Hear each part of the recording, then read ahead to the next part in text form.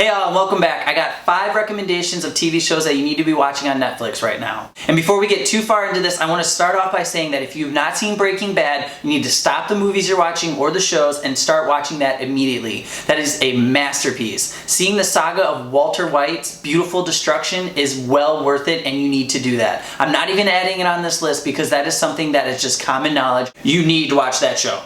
Now that I got my sassiness out, we can get on with the list. I'm going to start off by talking about Daredevil. Daredevil is a dark, gritty, realistic origin story of Matthew Murdock, the lawyer who lost his eyesight as a child and now has superhuman senses that help him fight crime. He's based in Hell's Kitchen in New York. Now, all the things I said should make you know that this is not the super campy, awfully acted and directed Daredevil from 2003, okay? All of the acting in this is tremendous. All of the characters are fleshed out beautifully, and this even goes for the villains. Vincent D'Onofrio as Kingpin is actually menacing, something that's been missing from the Marvel Cinematic Universe. Their villains have been kind of lackluster and not scary. However, that all changes with this performance. Kingpin is a villain that's not to be messed with. He is scary, unhinged, and you don't know what he's going to do next. On that note though, this does take place in the Marvel Cinematic Universe, so all the Avengers stuff that we've seen in the movies happen is brought up into this show. However, that is not a main focus point, and if you're watching it for that purpose, you should not be, because it's not. This is the Daredevil story. If you're not into superheroes and you don't like to watch superhero stuff, that's okay. This show is basically a crime thriller, a really good crime thriller at that. Very similar to that of The Dark Knight. The action in this show is also really well choreographed. It's really impressive. It all seems very natural, but also very brutal.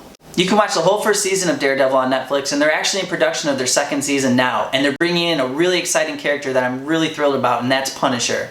So make sure to check this out. The next show we're going to be talking about is the BBC-produced Sherlock. Sherlock is a fantastic modern update of the famous detective and his doctor partner. Benedict Cumberbatch stars as Sherlock, and Martin Freeman stars as Dr. Watson. This show offers a really great and unique take on Sherlock Holmes' practical skills as a detective. This isn't like the action-packed Sherlock that Robert Downey Jr. played. And that's not to say that this show is boring. In fact, the pacing in this show is excellent.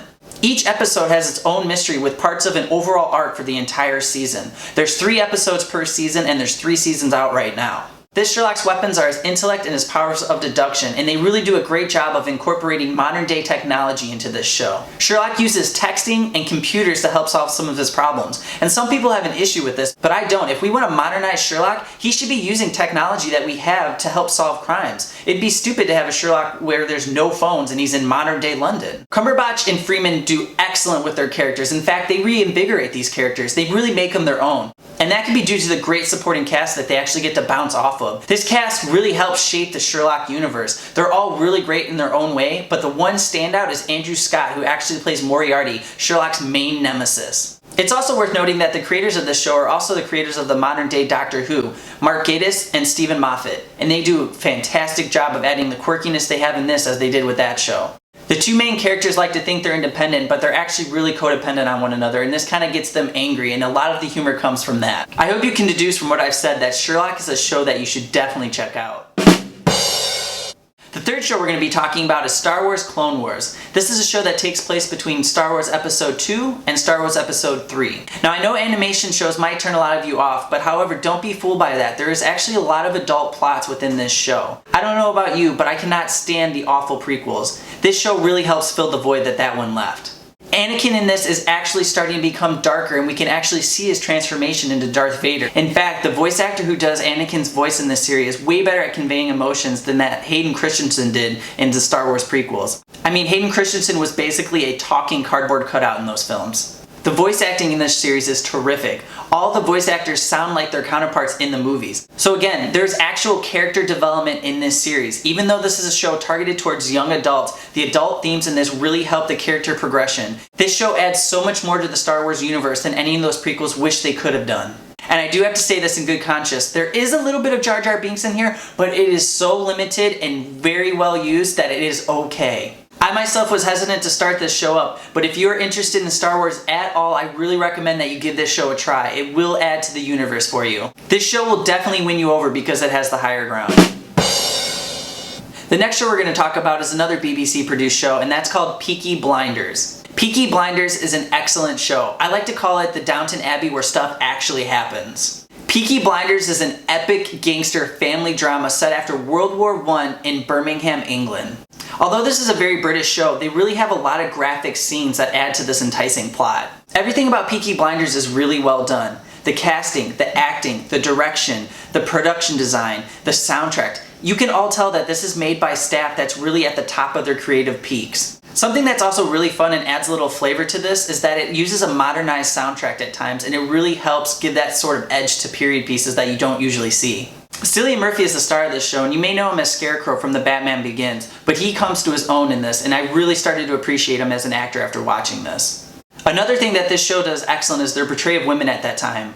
They actually have a lot of strong female characters in this, and they're not just brothel owners that we see so much in other period pieces. One could argue that women are actually the most powerful characters in this show. And if nothing else that I've said has really got you interested in this show, Tom Hardy is in it. This show is a slow burn, but it builds the characters so wonderfully, and it also builds the tension that it just makes it so entertaining. Are you not entertained?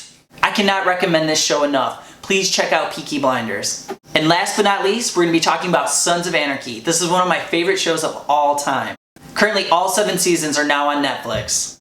This is basically Hamlet on motorcycles. I know that may deter a lot of you because you're not really into that sort of thing, but however, this really builds a motorcycle club world around you, and you get to learn the terminology and learn what type of people are actually in these clubs. This show has consistent top-notch storytelling that involves family drama, violence, and internal struggle. One thing that this show really does well is that it really makes you care about the characters. There's some shows where I'm like, alright, yeah, he died, that's cool, she died, it helps move the story along, it needed to happen. But however, I was so devastated after each one of these characters died, I actually felt that I knew them.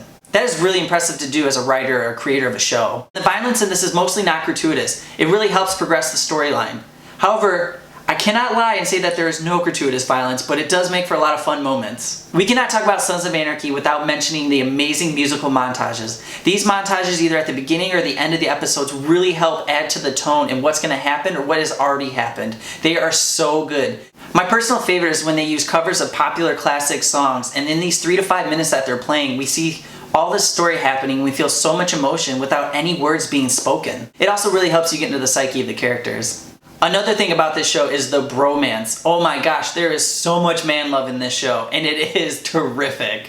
I don't think I've seen on any other television show ever the amount of man expressing love for another man. And the best part about this is that these are tough, grisly men expressing their emotions to one another. They have no shame or judgment about this, and it's really liberating to see. And ladies, if I haven't convinced you yet, there is so much Charlie Hunnam butt in this.